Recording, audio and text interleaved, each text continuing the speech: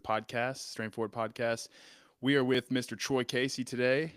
We connected. Actually, it's a funny story how we connected. He was at a restaurant in the area where I live, and one of my best friends was chatting with him and was like, "Hey, you got to do a podcast with Kyle." And Mr. Casey here was willing enough to come on, so I'm actually really appreciative that you're willing to hop on, dude. I'm super excited about this. I've been watching your stuff for a long time. I love the content you put out because you're actually really helping people. And what I was about to say before we did this, when we jumped live, was I was talking to my friends the other day about just how easy it has been to actually make improvements in the government and with health and nutrition with like a few decisions. It's like, what has taken us this long? Like, I don't know. And it's pretty obvious when you really start to like peel back the layers. Money. It's business. It's greed. It's human avarice. It's my mentor likes to say, Luke Skywalker needs a Darth Vader, right? So the dark side is part of our dualistic paradox that we live here on planet Earth. And so, as much as I don't like the dark side, I mean, if it wasn't there, we wouldn't know what the light is, right? 100%. 100%. Yeah. So, okay. So, what I would like to start with is I'd like to hear a little bit about your story because as much as I follow you on Instagram and I have some questions I really want to ask. There's one in particular which I'm sure you get asked a lot, but I'd love for you to tell people like who are you? Like what are your credentials? How'd you get into this? I know you have a story of like going through some health issues and that really kind of pushed you into this whole world. So as much as you're willing, I'd love to hear a little bit about your story. Yeah, sure. And thanks for having me on as well, Kyle. I love this. I thought we were going to do it in person in Atlanta, I but wanted to so any, bad. we're here now. So that's all that matters. And so, a big part of my awakening started in 1989. I was in Milan, Italy. I was a Versace model. I was starting my career out, and I was bloating. I had digestive issues. I had asthma years before that, and it would kind of come and go. And I knew nothing about nutrition. I knew nothing about health. I was just a young man growing up in the 70s, 60s, 70s, and 80s.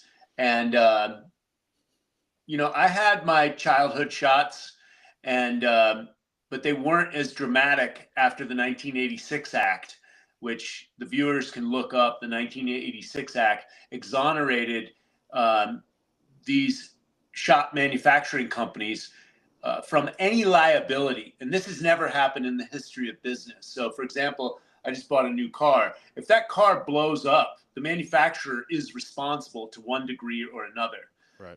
And so even before Ralph Nader got involved with consumer protection, seatbelts were a big thing. Now everything comes equipped with airbags, et cetera. Mhm. And so there's a certain level of safety and efficacy that you want in anything that you're manufacturing. And lo and behold, the 1986 Act exonerated liability from any of these manufacturers. And so never in the history of business has this been done.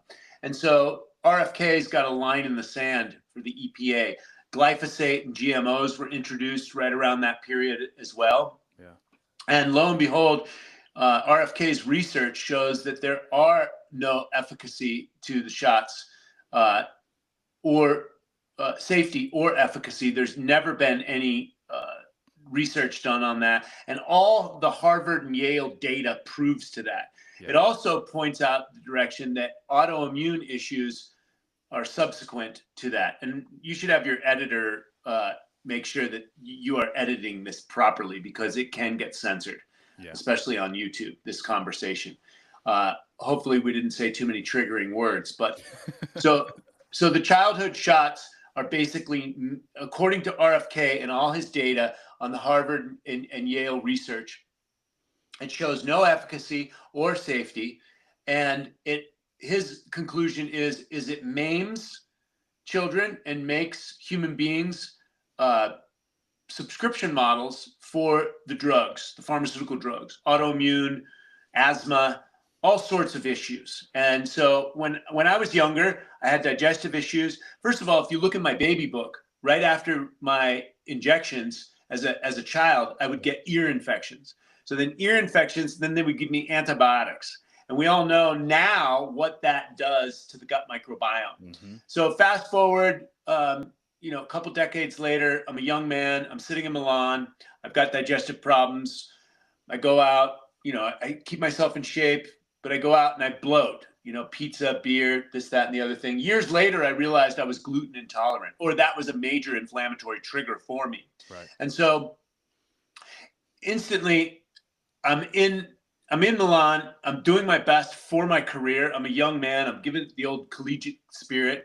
And this industry is pretty interesting because it's very gate kept. We see this a little bit with the Diddy parties coming out right now, but that's kind of the element. Yeah. Like, it's like sex, pay per play, gatekeeping. It's like, if you're going to play games and, then you'll get advanced. But if you're not going to play games, Yep. I don't kiss ass or suck dick. So,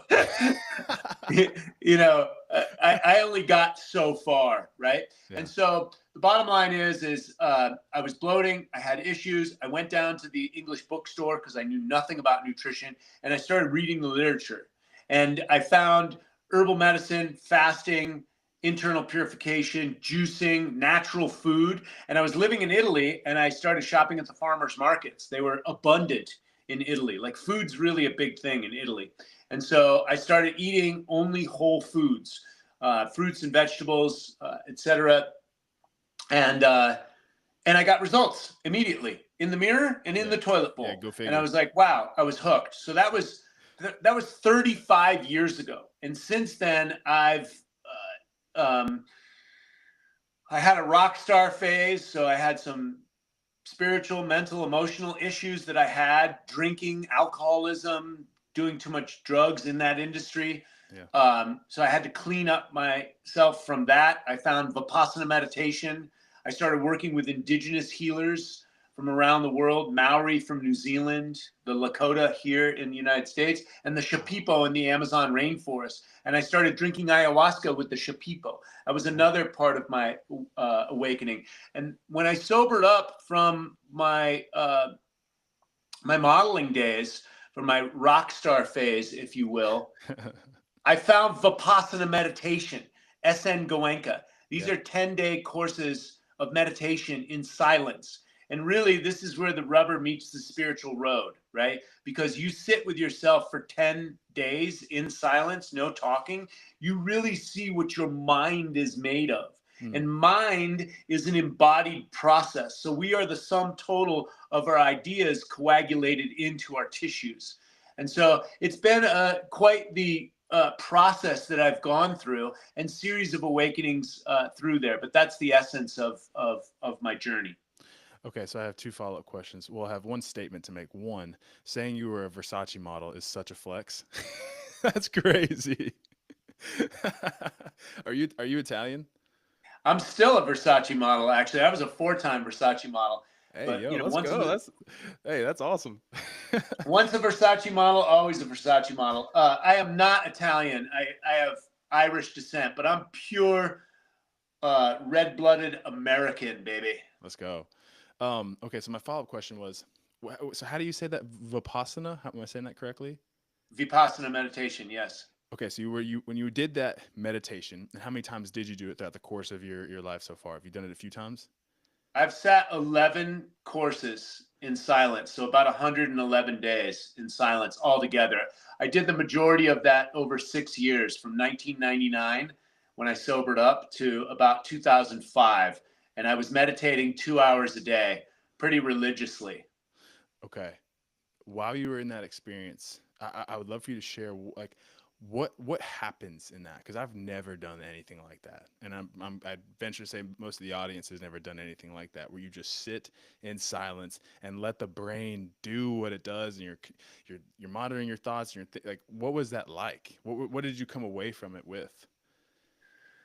Well, a lot. I mean, it was the main catalyst for the biggest part of my awakening, which was going from the material world as a model, drinking, traveling, sex, drugs, rock and roll, etc., to awakening that the world had something different to offer me. Yeah. My spirit was awakened ultimately. And so it was the hardest thing that I ever did mentally and physically. Physically, it was arduous. You would think it's just a walk in the park and it's a meditation retreat and, oh, it's all fun and games or relaxation. The fact of the matter is the mind stores tension in the body. And when you're going through the sensations of the body, those ancient thoughts are released. The trauma gets released. And so at one point, my femur felt like it dislocated from my hip. I had so much pain in there. I also heard some of the older guys, they were like, I was meditating, and then I asked the teacher if I could sit against the wall as if it was going to get better then, or sit in a chair. Yeah. And sure enough, nothing worked. They still had to go through it. One guy said that he had like an 800-pound gorilla on his back riding him for days, and finally it popped. And so I felt my femur pop out of my hip and my shoulder pop out as well, during these courses.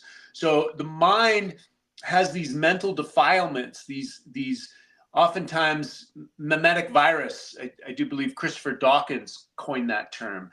They're memes with values attached, ideas with values attached. Memes are no good for the genes, right? So an idea, something like as good as milk is good food, right? This is the #1 advertising campaign of all times in the world, right? And what they were selling is subsidized, government subsidized, injected RSBT injected, antibiotic, corn-fed cow milk that wasn't Jersey cow, right? Mm-hmm. So they're selling garbage milk, and milk is good food. Or same could be said about Coca-Cola, or premarital sex is bad for you, right? According to the religions, which I do believe has some application.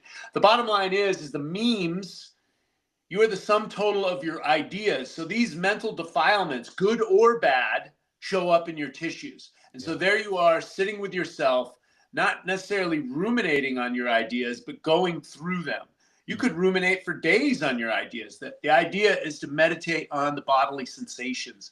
This is what Vipassana is, mindful meditation, insight meditation. And so the bottom line is I would just feel like truckloads of garbage relieved from my body and consciousness when I would leave these meditation courses. And again, I was so hooked. It was amazing. Hardest thing I did ever, physically and mentally. I think it's a great rites of passage for anyone listening out there.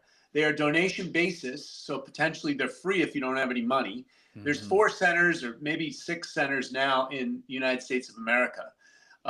So there's no excuse not to do it. It's an incredible experience. It's definitely what I recommend before people start doing psychedelic journeys, right? Mm-hmm. You want a spiritual ballast. You want something that's real holistic and organic as a platform on your consciousness before you just start taking psychedelics willy-nilly. Right. So hopefully that answered your question. I mean, there's so many nuances there. No, that's fantastic. I mean, that's fantastic. I mean, that ties into the book, The Body Keeps the Score.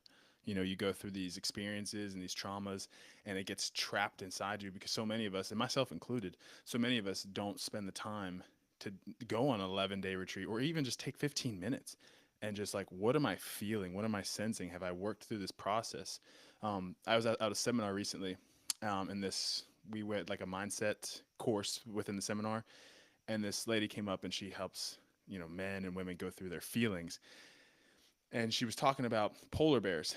And she said when polar bears, and I hope I don't butcher this, but polar bears, when they get sedated, like if we have to do something on them, we tranquilize them, whatever, it's a traumatic experience for them. When they come out of that, they'll shake violently, just shake, super violent, and they'll freak out a little bit. But then after a few minutes, they calm down and they go back to their family like nothing ever happened. And it's like the processing, the going through those emotions and not hiding from it, because it manifests, like you said, in sickness, pain in the body, whatever. And I just think that's super fascinating. And I've never done it, so now I'm very intrigued, and I didn't know they were free. Well, they're donation basis. Somebody's paying for them. Well, yeah. So I want to be, Thank you for clarifying. And to expand on that topic, because that's a very deep, topic that you're talking about the polar bear, shaking that off. We see an animal or we see a barking animal, we know something's up, right? And so, but in our society, we gaslight people's emotions to the point where we call it toxic masculinity now. Yeah. And what that does is it marginalizes the alarm, the nature's alarm, right? Men traditionally know what's on the horizon to eat and what could potentially eat them or the tribe or penetrate the perimeter, etc. And so we have this innate element inside of us. And basically we're being gaslit right now that nothing's going on. There's no food in the soil. There's no poison in the food. There's no poison in the soil, the air, the water. That's all chemtrails are a conspiracy theory. Oil and the petrodollar will always be here, right? Even if you study the history of fiat currencies, and so which have no intrinsic value ultimately. And so no one's free until we're all free. And right now we're all enslaved in a little mini Hunger Games based on these magical pieces of paper that keep changing its value. Mm-hmm. And so there's layers to the mind control, the psychological warfare, the gaslighting, the lying, the cheating, the stealing. In the Bible, it says in the end times, we'll be dealing with, inverted truth, where truth will be lies and lies will be truth. Well, we're living in that time right now. Yes. The food's been poisoned. The children have been poisoned. The soil's been poisoned. The air, the water. These are the common human heritage. These are the commons. These are part of all of us. And we're just poisoning everything. And so this, to me, is just humanity's great awakening. This is all a catalyst for where we're going, right. Which if you study Vedic traditions, they talk about the Kali Yuga or the Golden Age, right? These are seasons that we go through in consciousness. And so we are expanding. We're going to the next level. And if you don't think that is true, I mean, just look at the Mayan, the Egyptian, and the Incan temples, and the other temples that are in Turkey and even in the United States, the Serpent Mount. There's a level of consciousness here that has not been explained. I didn't study the Mayan temples when I was in school. I didn't even know they existed. As soon as I knew that there was pyramids in Mexico, I flew right down there and saw them for my own eyes. Wow. And so there's something else that meets the commercial eye than we're just being sold on these commercial conduits. Oh, dude. Yeah. 100%. What do you think? Do you think that it's money? It's all money driven, or do you think that there's something even deeper than that? Because I'll tell you my opinion, and maybe this will give you I know you'll share your thoughts regardless, but my opinion is it's good and evil. On an umbrella scale, it's good and evil, got masked under the idea of money.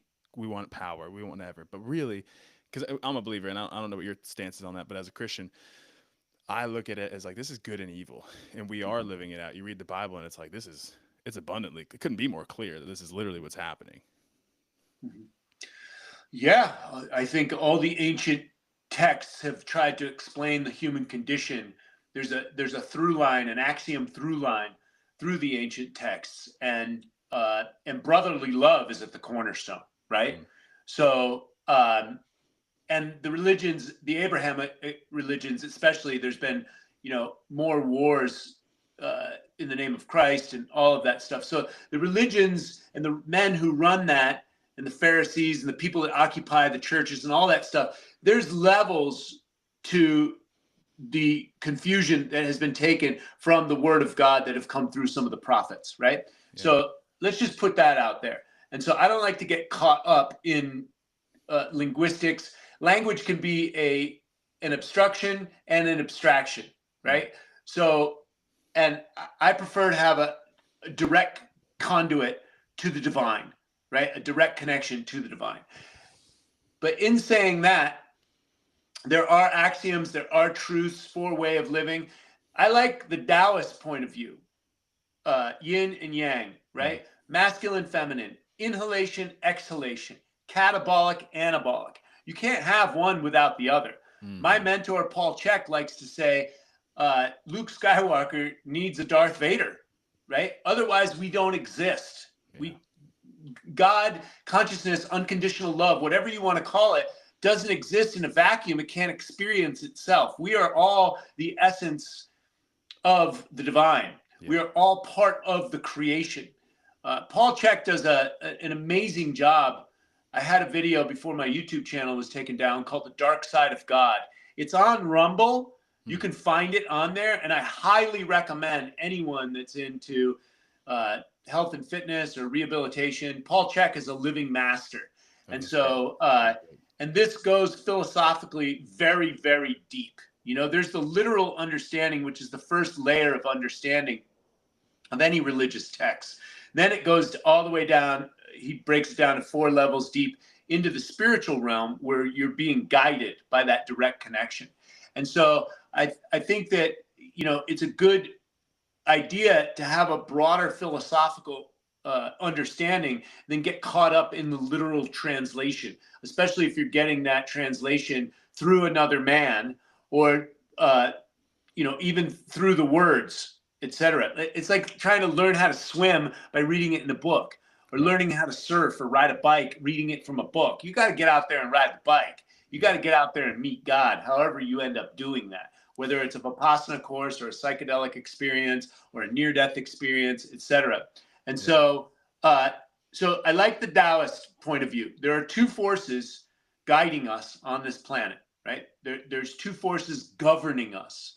And so, and the ancient sages have always said, walk the middle path, the razor's edge. That's where the balance is. And the Zen masters, they said, chop wood, carry water. No, carry water, chop wood before enlightenment, carry wood, chop water after enlightenment, or however it goes. I just bastardized that.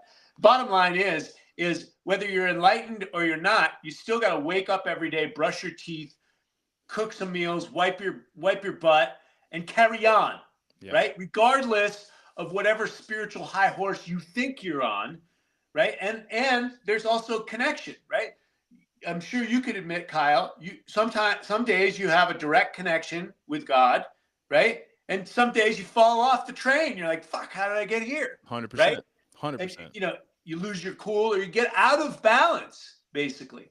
And so I think it's just a danger zone for any of us to get on our spiritual high horse and be like, well, I have arrived, because the universe and God's going to connect you to higher and higher levels. Let me just put it in this terms, because my meditation teacher used to call, you know, total disillusionment of your material source. Through meditation, you go in through this process of bunga, total disillusionment of your consciousness and the material realm that's vibrating at, you know, 23 zeros, like trillions and trillions of seconds. You're vibrating. Your atoms and molecules are vibrating. And so you go into total dissolution. I've had some of that taste in a psychedelic experience. Yeah. And my friend just went through it.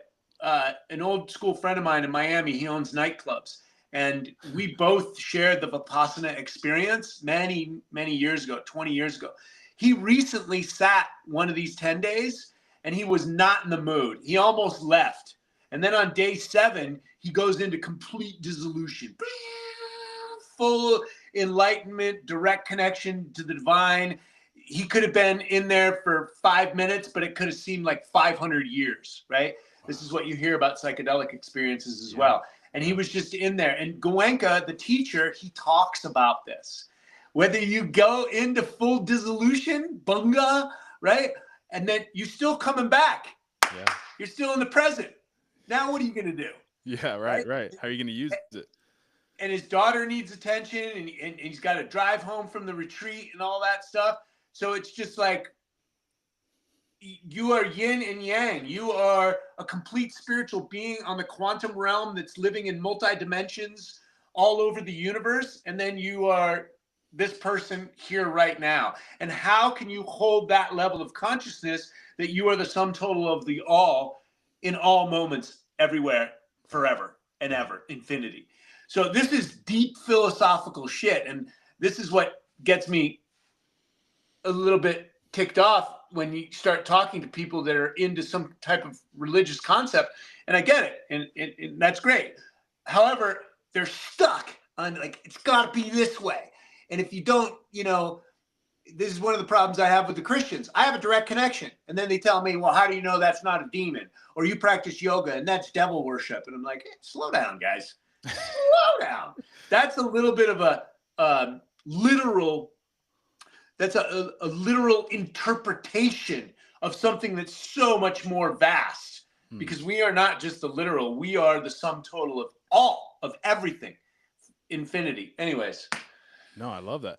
I'm intrigued because, I mean, as I said, I'm a believer, but I'm always so fascinated about these conversations because, and I have a lot of these conversations with my friends. Actually, I'm going to bring on an apologist soon, a theologian who's in it, right? Knows way more than I do. And I want to ask him these questions, like these things you're saying, because these are things that I wrestle with too. It's like finding that balance, that yin and that yang, what's literal, what's not literal, what's black, white, what's gray, like how do you navigate this and grow, because I think there's so much more than a lot of us are aware of. I mean, you're blowing my mind with the things you're sharing right now, and I'm loving it.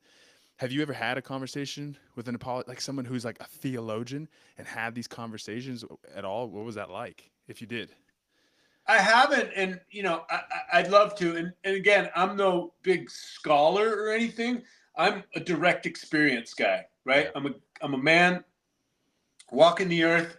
I have, plenty of intelligence, but I'm not necessarily book smart. I saw that Billy Carson got ripped a new butthole by this historic theologian, and I think that's fantastic. And again, I recommend everyone go back to The Dark Side of God, which is on Rumble with Paul Chek. It's a fascinating discussion on the layers of understanding of the spiritual texts. And ultimately, you have to have that communion. There's a great comedian on Joe Rogan in the last couple of years. I remember seeing it, and he was a complete atheist. It's one of his skinny buddy friends. I forget what his name was, but he's a complete atheist. And during the Christmas break or something, he went down to Peru and he drank the ayahuasca, and he came back as a total believer. Wow. I also want to talk about this in language, right? So the etymology of language, nut, which comes from nutrition, also comes from the word nux, which is light, right? So it's the collection of biophotons into the nutrition, and then we take that light into our body. Christos, this is the light, right? Jesus Christ. You can also watch the movie Zeitgeist from 2007 that breaks down the religions from also that connects all the pagan astrology to the story of Christ. Also the psychedelic, the mushrooms, red and white, ties the whole Santa Claus into the Christmas story as well. So, and these stories, my understanding is they've been intertwined to say the same basic things. We are all light. If you're looking at matter of what's happening, I do believe it says it in Genesis, light and sound is a component of light. And you can speak into existence, into the matter. And this is the creation principle or the manifestation principle. Sound affects matter. The Wright brothers wanted to fly like an eagle, and everybody said that they were crazy. And now we just take it for granted. The planes go overhead, every 5 minutes here. Right, yeah. So nux, light, Christos, light, consciousness, biophotonic light, energy from the sun, the source of all life on the planet. The sun, right, is lowest in December 25th or the equinox and starts to rise again, right, after the equinox, right? So there's all these, and I don't claim to know everything, but if I'm watching The Mystery of Life and I'm paying attention, I'm like in language, and language affects matter, and this is how we create and who we are and the consciousness, and then the energy from the sun is converted through photosynthesis into chlorophyll. Chlorophyll has the same exact molecular match, but there's an electron transfer of magnesium from the greens of the earth into the hemoglobin, which is your blood. So there's an exact match whether you eat the plants or whether you eat the herbivores that eat the plant, the cows and the grass. That's why grass fed is so important, because it has the omega-3 6s and 9 balances. Omega-3s are anti-inflammatory, 3s and 6s and 9s are high inflammatory, PUFAs, polyunsaturated fatty acids. And so we get completely out of balance, and whoever's designing the food supply knows this, and then they want to turn the human being off and then need them on a subscription model of drugs for the rest of their life, which is good for business, right? Right. So, but you start reverse engineering, and it's just like, give me the sunlight, baby. Give me this. If I'm a human plant, right, and this is my spiritual spacesuit housing my soul, going through the physical realm and what's going on, then give me the light, baby. So whether you call that Christ, and then they gave him the name Jesus, and then that's been changed because his name was Yeshua, it's like, all right, what layer are we on? Because I've got, there's the Jesus Christ church down the street, and it's all new aged, and like they've got lights and hip hop music for the young kids to come in, and like that's their version of Jesus Christ, right? And my version of Jesus Christ is the light, right? Is the true light. And how much light can I get into my photovoltaic cells, my mitochondria, to activate the energy that's animating me in the physical realm? Because I am a spiritual being having a physical connection. And so, and through the physical connection, in the yin and the yang, the dark and the light, I find out who I am. Well, I grew up on the street when I was younger. I used to steal my food for survival. Now I can't lie, cheat, or steal whatsoever. It's outside of the context of who I am. And I don't know who I am if I'm at the barrel of a gun or my child's at a barrel of a gun. Could I lie, cheat, and steal then? Probably, right? And so understanding who we are in time and space and doing the best we can. And the stories of Jesus, he was persecuted. Other people were persecuted or cast out of society, right? And then this was their rite of passage, soul's journey, awakening trip, right? Man's search for meaning, Viktor Frankl, living in the Holocaust. So whatever takes us back to God, I like what Ram Dass said, we're all walking each other back home, right? All roads lead to God, ultimately. So I think if we free up our mind and consciousness, we'll also free up our brothers and sisters, because again, more wars have been started in the name of God with Abrahamic religions than anything really else, right? And if we could just, come together on air, water, soil, food, water, shelter, and fire are the 4 human needs. And technology produces that for us now. If we can come back around the fire, the black man, the red man, the white man, and the yellow man come back around the fire. It was prophesized a long time ago that this would happen, and I do believe this time is now, to come back around the fire on what matters most, we can live in peace and harmony. I postulate. This is what I postulate. And then food is free, and we don't need money, and we can live on the gift economy, and we can have free energy as Tesla created, and we can teach people how to take care of the instrument. The body has 2 pumps, the heart and the lymph, and it has 2 filters, or 2 systems of filters, the kidneys and the liver. And so it's a good idea to start pumping natural food in as fuel. And then cleaning the blood with fasting. The Essenes taught Jesus how to fast. To purify the vessel. And to go back to the zero and know that we have the power and essence of God inside of us. So, well, my cynical point of view, and I 100% want you to shoot me down here, but my cynical point of view is that in theory, that's great, that we could all come together, but I just don't see it happening. I think that the elements of human nature will just always be there. And seriously, I want you to shoot me down if you don't agree, but this is my point of view at 32 years old, is that human nature will always be there. And as long as human nature is there, there's going to be people that are hungry for power, that are greedy, that don't care, they want to get one over on you. And so as much as it is possible, 100%, I mean, we're seeing it with what's going on in the government. Like, you make a decision that's the right, and it's better for the whole. Like, it's not hard. You just make a good decision, don't do what's wrong. But as long as there's human beings, there will always be corruption. And I don't know what your thoughts are on that, but that's my point of view currently. Kyle, my thoughts on that are very simple, and I do believe it's biblical, right? Where there's no vision, the people will perish. So, you're online, it's challenging to be an entrepreneur and monetize what you love to do. Clearly, you love what you do. Like, I don't see you as a Lambo bro that's just doing this for marketing purposes, etc.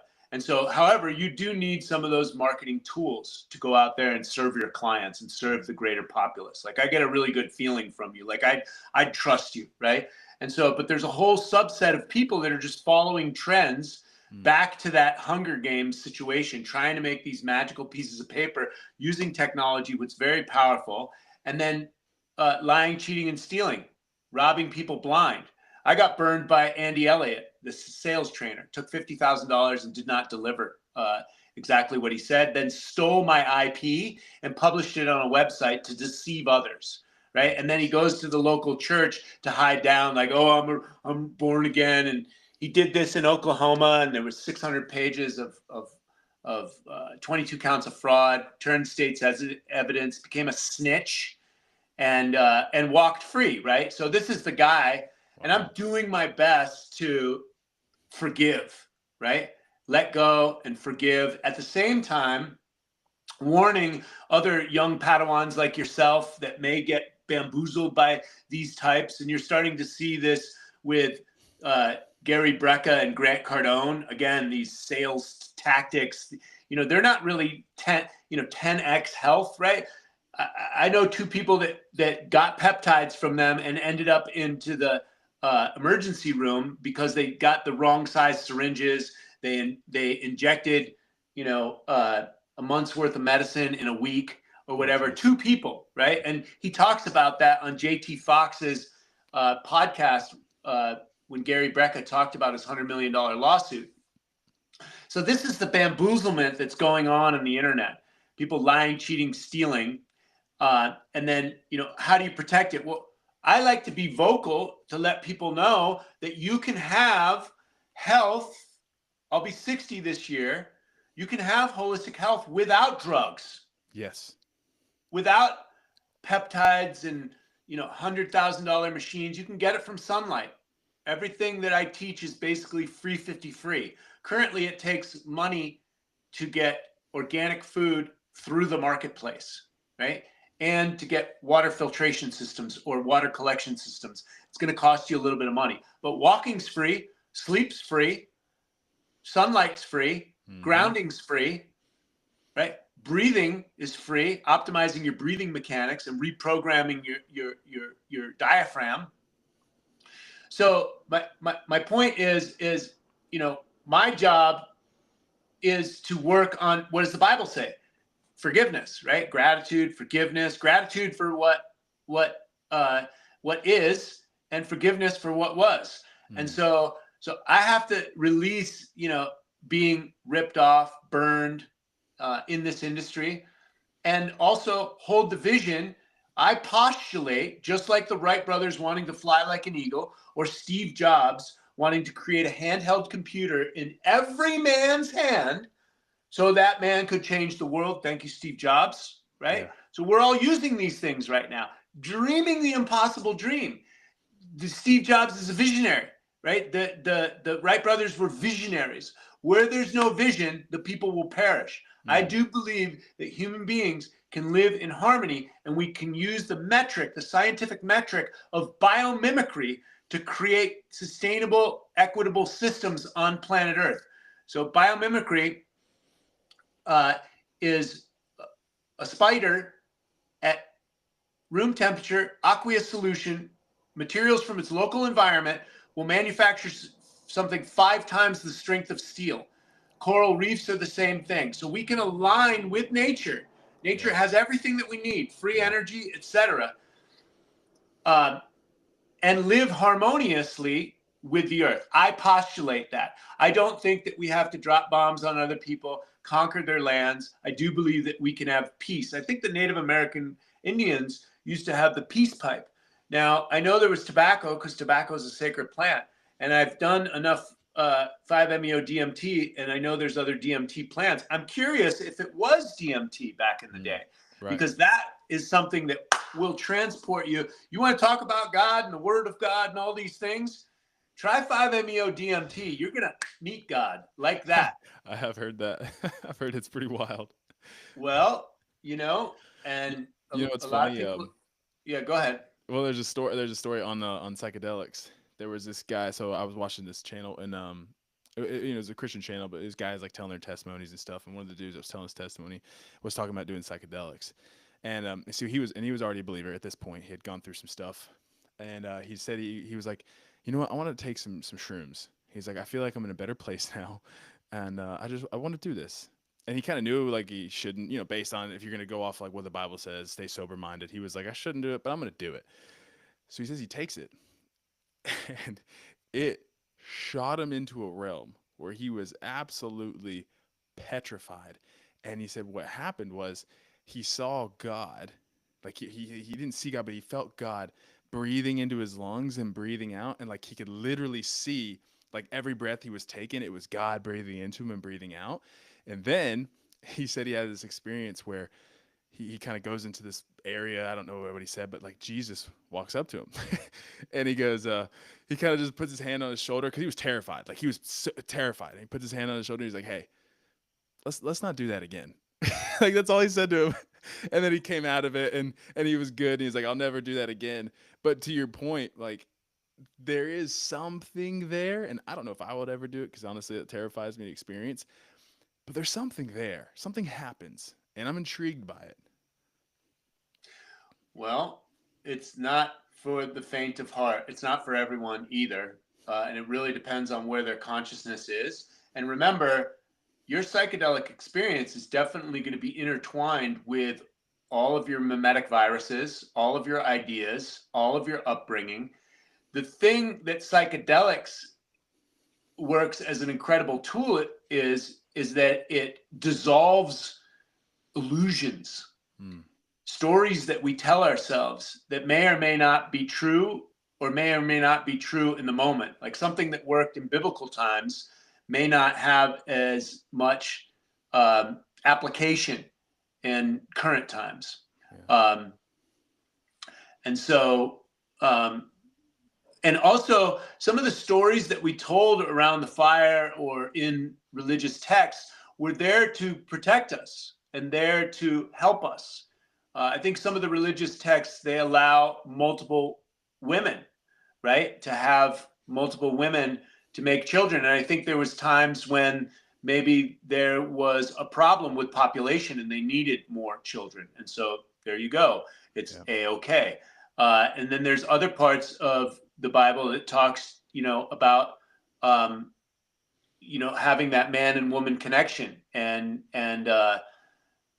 I think just a deeper level of honesty. And my experience with sexual debauchery and premarital sex is that's a dead end road. Unwanted pregnancies, abortions, real big problems. So I definitely think the mixing of the sexual energies warrants attention and good guidance. Otherwise, it's going to bring a lot of pain in your life. And remember, yin and yang. So if you're getting pain, right, that can bring you back to, the opposite of pain is joy. And so having a child, that's so joyful. Grandchild, that's so joyful. And so when we understand that, again, we reach towards balance. And how do you know up if you don't know down? How do you know the heights of joy if you don't know the depths of pain? And so oftentimes these are catalysts for our own soul's awakening. Mm-hmm. Now at almost 60, I've been sober. I've been celibate for like 4 years. And even after my wife and I got divorced, then we briefly got back together again. During that time, at 50, I was just like, woo, free lunch. I was like, whoa, let's Bumble, Tinder.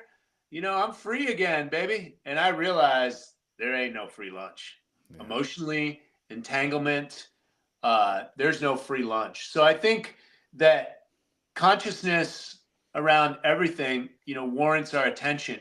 if we want peace, if we want harmony. I don't eat gluten right now because I know I'll get a 4-day hangover. Alcohol is definitely not my highest and best choice. I realize that. Same.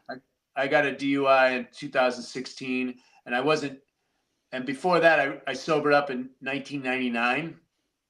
And so I just realized that's more problems that I want to deal with, right? And so, and life is, a series of choices. And we learn by going through some of the pain. I am devoutly spiritual human being, very super creative. When I was younger, I didn't think I was creative at all.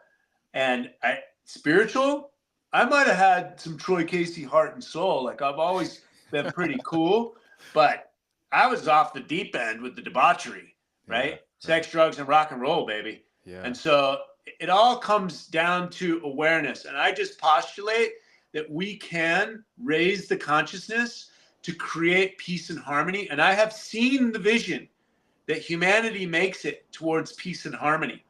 Instead of the opposite, we're living in inverted times right now. And so, dropping bombs on people for oil, this is the norm.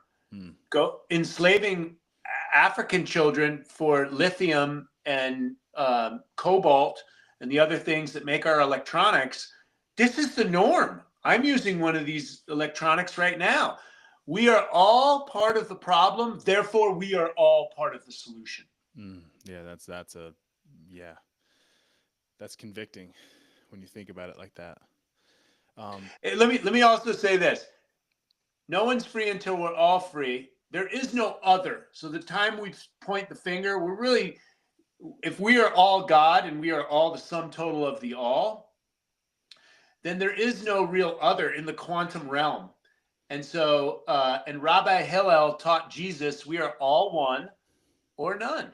And what are we realizing on this planet? Just because we're Americans and we got new cars and cell phones, and then we've got all these war-torn countries that we created through globalism and all this other stuff in the military-industrial complex. We are all one or none. No one's free until we're all free. Yeah, agreed. One last question on the psychedelics. And then I want to ask you another very pertinent, it's a very question that's been on my mind since I've known we were doing this podcast. So the first question is, with psychedelics, if you've had a bad experience on psychedelics, is it guaranteed that you'll have another bad experience on psychedelics? No, nothing's guaranteed. I would postulate no. Again, psychedelics are not right for all people at all times. And especially if you have imbalances, and we're all bipolar. So it just depends on how far out of the spectrum you are. And you could be bipolar from being around fluorescent lights and eating food coloring, right? The children that get ADHD, they're sitting them in classrooms with fluorescent lights and also Wi-Fi and all sorts of discordant energies. So, so people can get out of balance. Ask the question again, Kyle. Just if you're guaranteed to have another bad experience, if you've had one bad experience, are you more likely to have another bad experience? Not necessarily, but that trepidation, it could be self-imposed. But here's what the shamans in the Amazon say. The negative experience or the walk through hell. First of all, if you find yourself walking through hell, keep walking. Keep going, right? Because as my meditation teacher said, everything rises and passes away. Everything. That's the vibration of the universe. And so,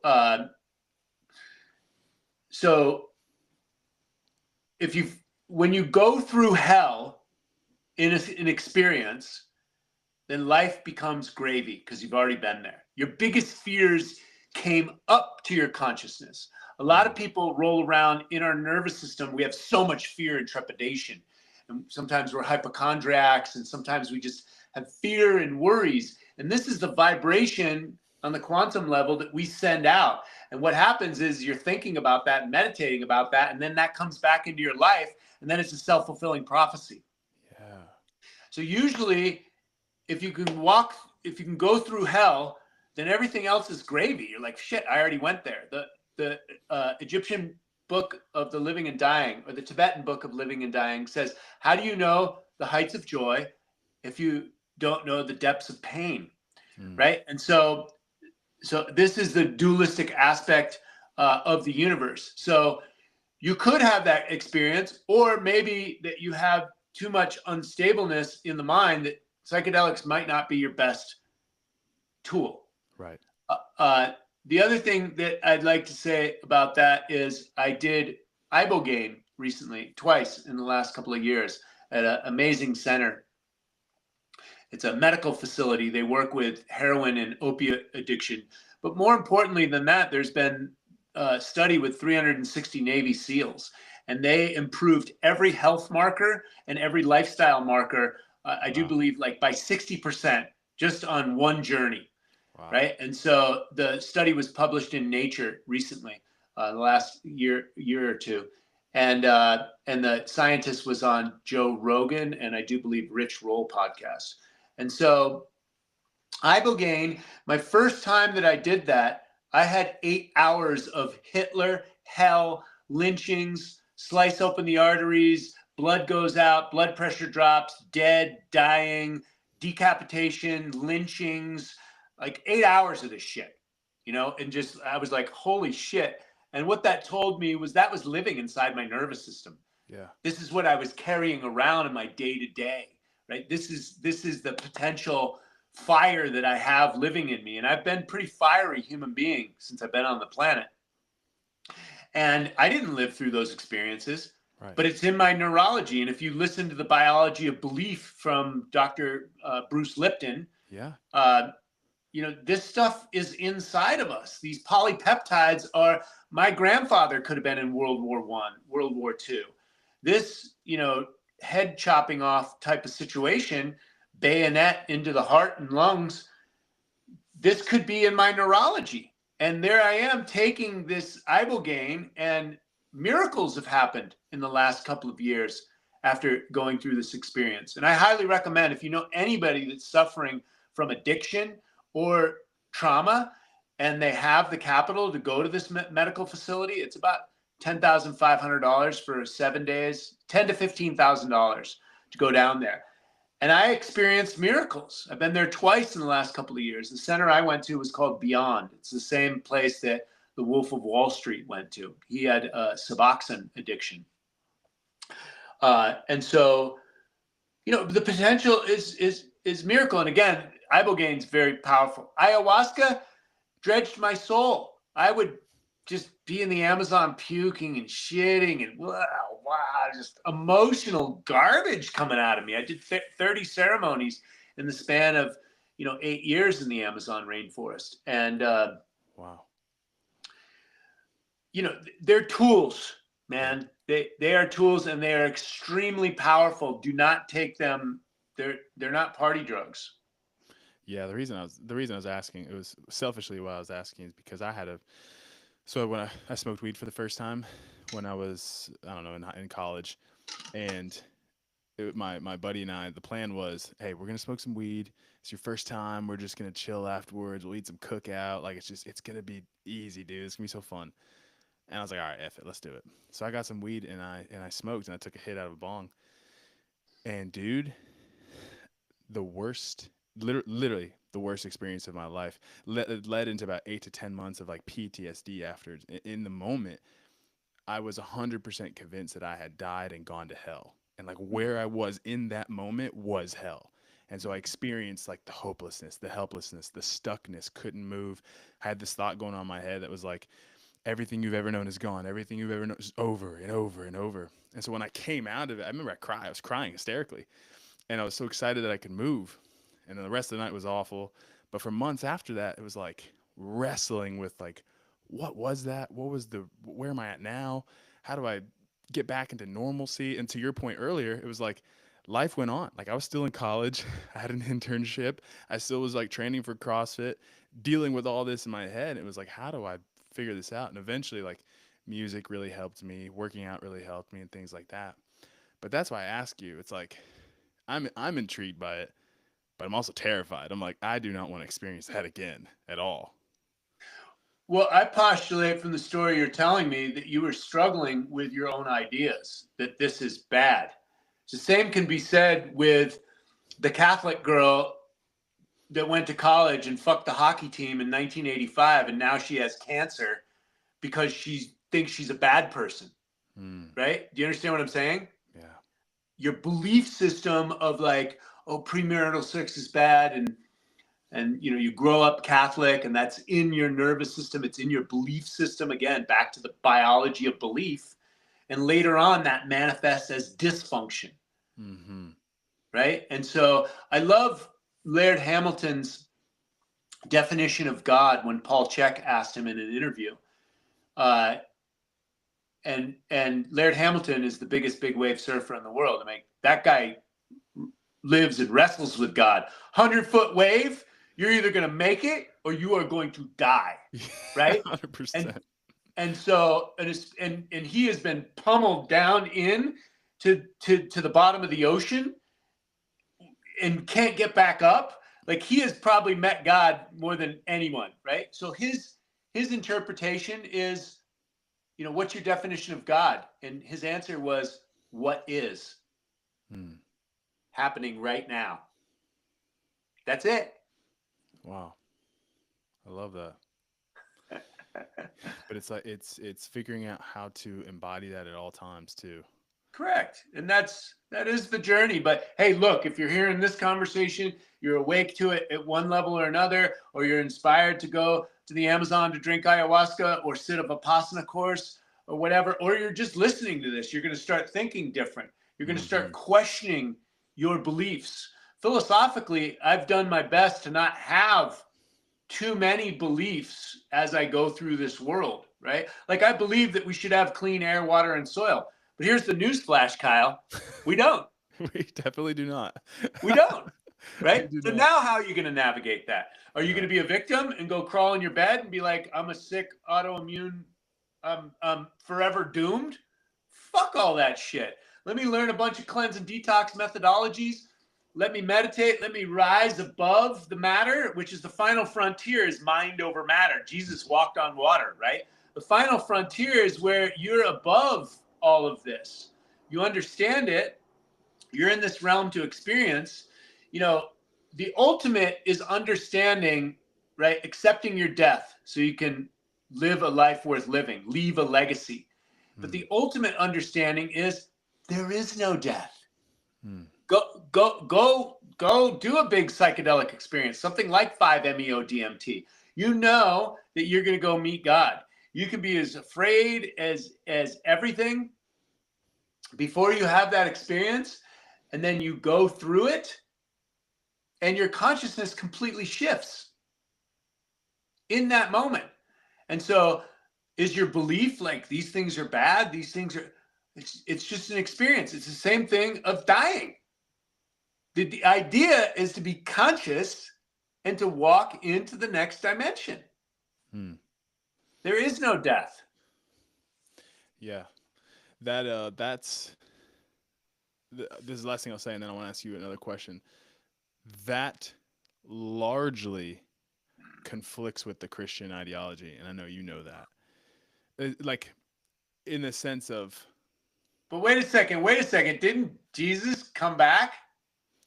And that's where it becomes really tricky. It's like when you wrestle with this, it's like the death is... Man, we could go on forever, and I don't want to keep opening up cans of worms, but I love what we're chatting about. But the idea is, where I'm at currently, from my understanding, as an unbeliever, when you die, like, you die. Like, that's real death. That's what makes death scary, is because you walk into hell, like you're going to hell, separation from a God. As a believer, there is no death, because you go from death, so you go from life to life, eternal life, and you have eternity with Jesus, right? And that's where the fear is. And so, as a believer, there shouldn't be any fear of death. Like, to your point, like, there shouldn't be any fear of death, because when I die, I'm going to meet Jesus. So in this life, whenever I face, this is the worst I'm ever going to face. But if you're not a believer, the worst you face in this life isn't the worst you're going to face. It's what comes after.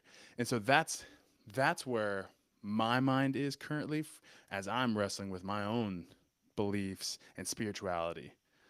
I'm not sure what your thoughts are on that. Well, I think whatever you take to the grave or the spirit world, is the sum total of your thoughts, your energetics, whatever your soul is living and breathing, right? So, and again, this gets pretty deep philosophically, and where I get snagged talking with a lot of Christians is they get pretty literal, and everyone's levels of understanding. That's why I think, it's a good idea to have a conversation with a good theologian that maybe is well versed. I like the guy that Billy Carson talked to because he seemed not only well versed but pretty open ended. I don't make any claims. I haven't read the religious texts. I got some pretty good assumptions. I could definitely be wrong. And until any theologian has had my experience of the psychedelic experiences that I had, then you're only guessing as well. And you can read the Bible all day long, but I want to talk to someone who's had direct communion with God. And the Bible is full of stories like that. In fact, the Bible is written by prophets that have downloaded that information directly from God, supposedly. Right? Even though maybe some of those books were written long after their death. So, again, direct communion and someone else's literal translation translated multiple times. You've ever played the game of telephone? Oh, yeah. It doesn't come back as the same, right? So there's always interpretations, especially when you're shifting languages from Aramaic. And there was some dirty, like from my understanding as well, from what I've learned from people, there was some dirty things that happened. I mean, they're like Constantine, bro. 100%. So and that's like, again, that's where me as a young man, like fighting to understand what's real, what's not real. It's like, where do you get the right research? How do you figure this? Like, I'm very much so. It sounds like we're in a very similar place where it's like we're constantly just like figuring this thing out. And I'm genuinely trying to search for good quality knowledge. And that's one reason why I really wanted to do this podcast with you. It's like, just want all the information I can get and try to sort this thing out. Well, my understanding, first of all, you're on a spiritual journey. So I don't know if you really ever sort it out, or if you do, you're still chopping wood. Yeah, right. You're carrying water. But here's the thing I was going to say. I forgot what it was. Do we ever figure it out? If you can't, what were we talking about? Well, just figure, like, balancing, just figuring it out, like the spirituality. If you can't remember, I've got a follow-up question that I'll hammer away. Oh God, I was going to say something. I just lost my train of thought. You're good. Well, I'll segue into the next one. If it comes to you, let me know. Yeah. Okay. But the next question I have for you, and this is something I have to understand, so please enlighten me, is urine therapy. Dude, that has rocked my world since I've seen you like talking about it on your social media, and I want to, like, what's the premise behind it? Because I know it's going to shock a lot of people. I'm going to tell you that right now, but Jesus said that you can have what I have and more, is my understanding. I do believe it either says somewhere in the Bible or the Gospel of Thomas. No, yeah, he does. That's what he says. He says, you will do these things and more. You have the faith of a mustard seed. You want to move a mountain, mountain will move. So yes. Okay. Yes.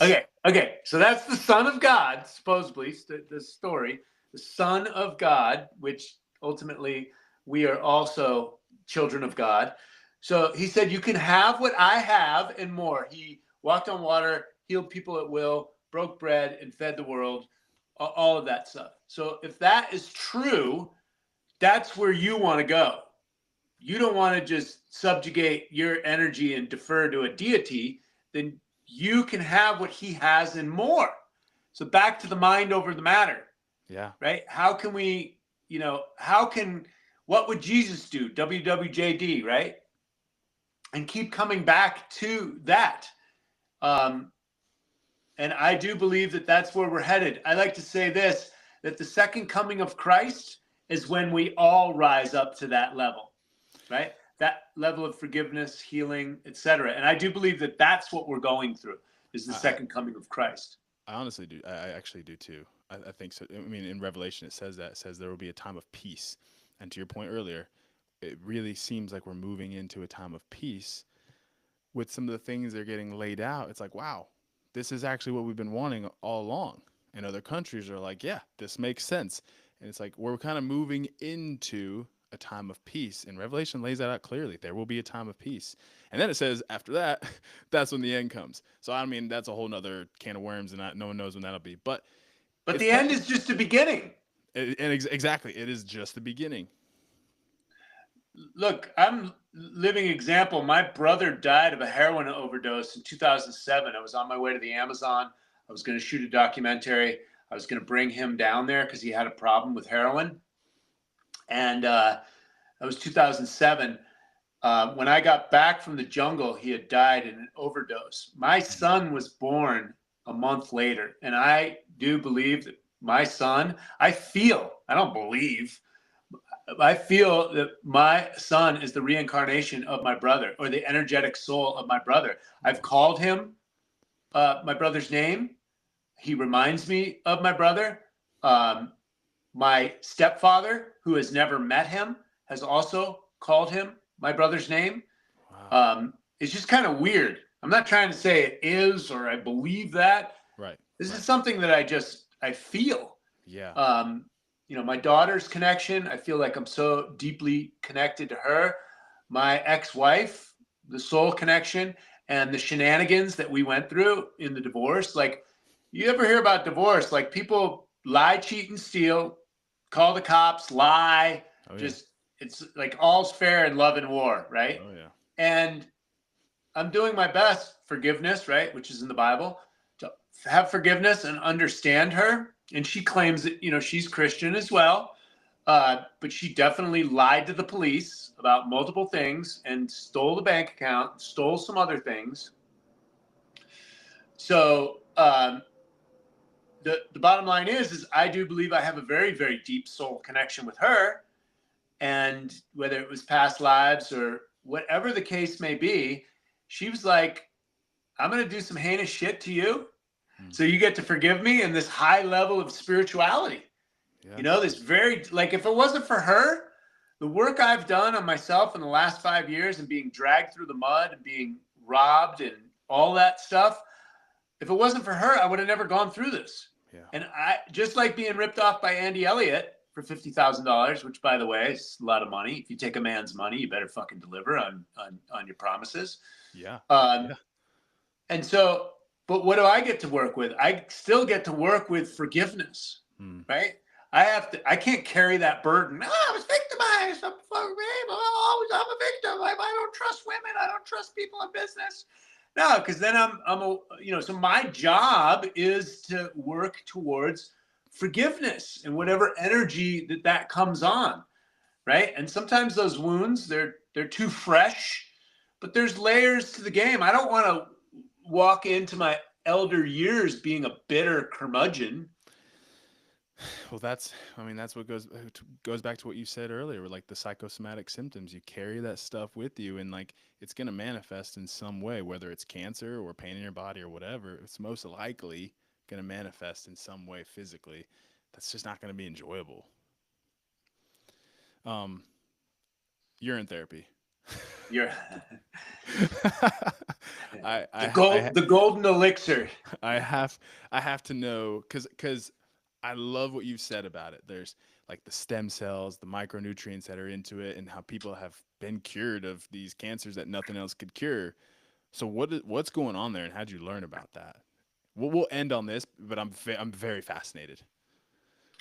So in 2017, I met a friend, and he taught me some breath work, and he'd read some yoga sutras as well, and he had testicular cancer, and he was a Swedish national, and he was living in Malibu, but he flew back to Sweden because the healthcare is free, and they gave him free chemo, and he was like 29 at the time. He was a young man. Yeah. And the doctors were like, oh, the chemo didn't work. We're going to have to take out your lymph nodes. And he was like, my lymph nodes? I think those are kind of important. So he went home and he said, I'm going to figure this out. and he came across urine therapy, looping your urine, so fasting on urine only, like continue to put it through the body.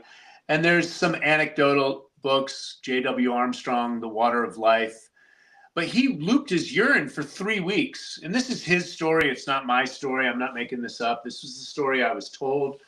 Dr. P.P. Shivambu, I call him. He's in my book. I put him in my book, Ripped at 50. And so he went back to the doctors and they couldn't find the cancer. And they were dumbfounded. And they asked him what he did. And he told them, and they didn't believe him. And so, that was many years ago. And so that's the one anecdotal story I have on the cancer. I have not read J.W. Armstrong's book or the Vedic scriptures. I just heard about them through the grapevine. And in 2005, I'm called the certified health nut because I have tried many protocols that most people, Vipassana meditation, 10-day courses in silence, I could never do that. Right. Going to the Amazon to drink ayahuasca with the Indians, I couldn't do that. You take herbs, what is that? So for many years, juicing, fasting, all these things, you don't eat for how many days? So I became the certified health nut. So I heard about the Vedic lore on the urine therapy. And in 2005, I tried a cup full of it. And I was like, well, that wasn't that bad. And I actually liked it energetically. I was driving on a road trip to San Francisco from Los Angeles, and I didn't want to stop my car. So I peed in a cup and drank it. And lo and behold, I liked it.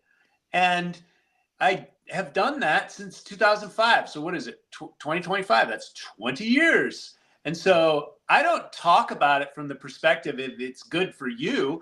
I just share it on podcasts because it's been good for me. Yeah. I don't know if it's good for you, especially if you can't get over the mental hurdle. But the research shows that it's got stem cells, antibodies, antigens, cell salts, amino acids. Stem cells alone, people are going to faraway lands to get $10,000 worth of stem cells injections. Where are they getting it from? They're getting it from fetal tissue or umbilical cords. From what babies, what humans gave you those umbilical cords?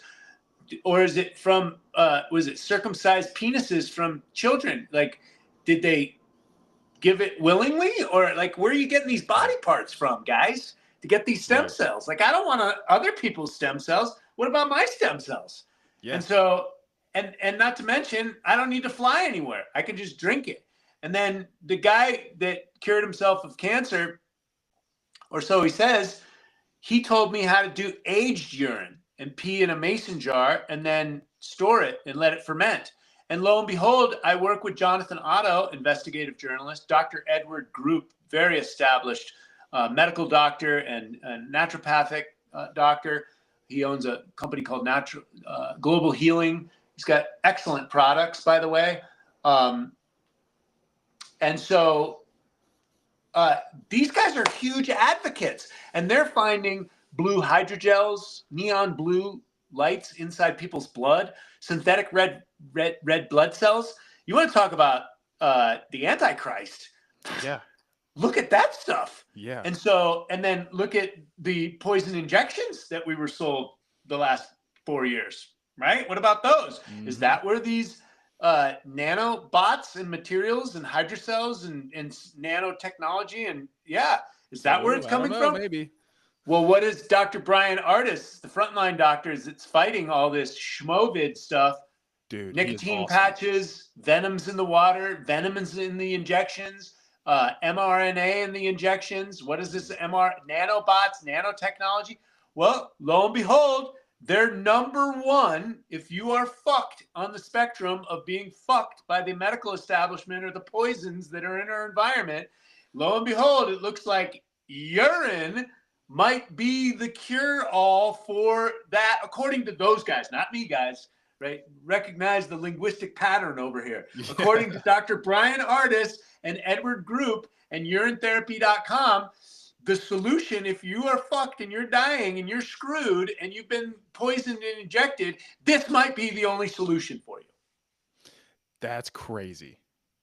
And the thing, okay, two thoughts. One, when you tell somebody to do something hard, no one's going to do it, which is why the pharmaceutical industry does so well, because they sell it on easiness, right? Like even a 3-minute cold therapy.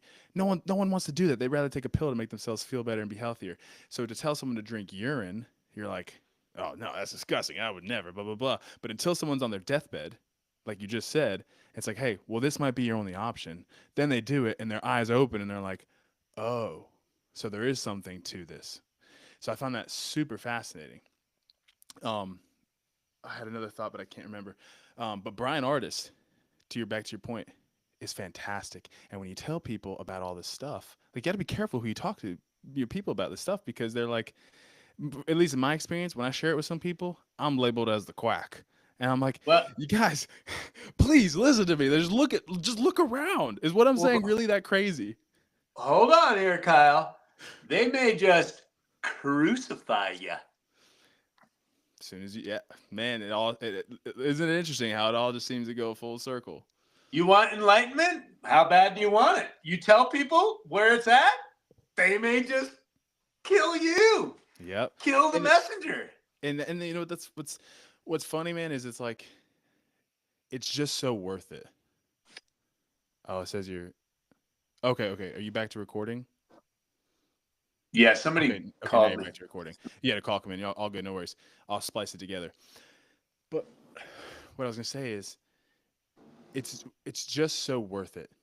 Like, it's worth it to delve into this stuff and let people make fun of you and call you a quack and whatever, because if it makes you better and it makes you healthier, it makes you feel good, it makes you a better person, helps you look at people differently, more understanding, more forgiveness, you're healthier. It's like, why not? You know, if someone wants to call you a quack, just do it anyway, because eventually they might come to you and be like, hey, what did you do? Because I need help. Well, at my age, I mean, look, guys my age that have all the money and burn themselves out, those are my perfect clients. I have a way for people to restore their health. I have many ways, not just the way. It's called holistic health. It's very simple, aligned with the nature principles. And so the older I get, the easier it is for me to do business, especially as I maintain my health and fitness. And so it's very, very, very simple. People are looking for that secret diet and exercise program. The fact of the matter is, you're going to get more mileage optimizing your sleep, having a walking practice, lowering stress levels, fine-tuning nutrition, than you are trying to outrun your bad diet or just get in the gym to solve all your problems. No, you're gonna solve a lot more problems with sleep, lowering stress levels. How about optimizing breathing mechanics, making sure that your diaphragm's optimized, making sure that you're a nose breather and not a mouth breather. Mouth breather, you're gonna elevate cortisol. Cortisol creates inflammation. Inflammation causes disease. So there's many holistic tools that you can look at. They're all natural. Before you start looking into cut, burn, and poison, or subscription models for your manhood, aka TRT. Right. Yeah. And actually, I tell all my clients that, because I still work with the younger demographic, you know, that 25 to 35-year-old range, because that's how old I am. And some guys will come to me like, man, I want to get on TRT. I'm just not feeling energy. It's like, okay, well, hold on. Have we optimized all of the other things first before we do that? And then you dive into it and they're not sleeping enough. They're not eating good. They're not even trying to lift heavy. So like, lifting heavy is a huge thing for optimizing testosterone, getting outside and getting sun, drinking clean, like all the things, right? You can do Tungat Lee, Shilajit, mixed boron, like all those things. And it's like, have we done that yet? Before you want to take this synthetic hormone, you got to be on the rest of your life. And if you get off of it, it's going to cause a lot of issues. Before we do that, let's look at this. And when I say that to them, they're like, all right, you're right. Well, not only that, but we hear about people's Achilles tendon. You can snap tendons, ligaments, stuff like that, because it makes your tissues rigid and dries them out. So if you're looking at major injuries in life, sure, you can get jacked and rigid, but what is the potential side effects? Why? Like it just the benefits of it does not outweigh the cost. There's no shot. It just doesn't. At Well, least in my here opinion. I achieved what everybody wants. Their 6-pack abs being ripped at 50 without drugs. So if I can do it naturally, then everyone can do it. Did my team get you the digital copy of that and the audio version? No, shoot it over, dude. I want to read it. Oh yeah, yeah. We'll get that right out to you. You can get it on Amazon, and but yeah, we'll get it right out to you. And if people can't afford it, I'm happy to send them a Kindle version of it. And so you can get my 9 pillars of health, the curriculum that's in the book, all for free just by going to my website. It has the 9 pillars download. No, that's awesome. Also, that's a Versace photo if I've ever seen one. The cover of that. The guy who shot it was Steve Lyons. He was the top male model in the early 90s when I started. He did every major campaign, and then he turned photographer, did documentaries in Africa on the rhinos, etc. Anyhow, he shoots men like he wants to be shoot, like Greek gods. And he had a $48,000 Leica, and he shot that with it. There's no Photoshop. It can be blown up 10 stories tall with no pixelation. Wow, that's incredible, dude. Well, you look great. And so, first of all, thank you for your time today. Seriously, thank you for your time. This was a real privilege for me. This is the first opportunity I've had to speak to someone of your caliber, right? Who's doing really amazing things, and you work with a lot of really great people, and you're so intelligent. So I'm really thankful that you were willing to come on. I don't say that lightly at all. Thank you, Kyle, and I really feel that. I just leave you guys with this. My mission, regardless of what you think of me or any of my philosophies or practices, my mission is to raise human consciousness and change all systems on Earth. My vision is clean air, water, soil, and equitable systems for all mankind in my lifetime. We're here to get her done, save the planet, save humanity. 100%. Let's get her done. Where can people find you on social media? I'll tag it down below, but where can people find you? At Certified Health Nut, at Certified Health Nut everywhere. Mr. Health Nut on X, and certifiedhealthnut.com, troycasey.com all day. Love it, dude. All right, you guys. Thank you for tuning in. If you watched live, love that you tuned in and got to see this. We love you guys. And as always, keep moving forward. God bless. Boom. Dude, thank you, man. We went longer than I thought. I apologize, but that was so incredible. No problem. I know that I have to leave.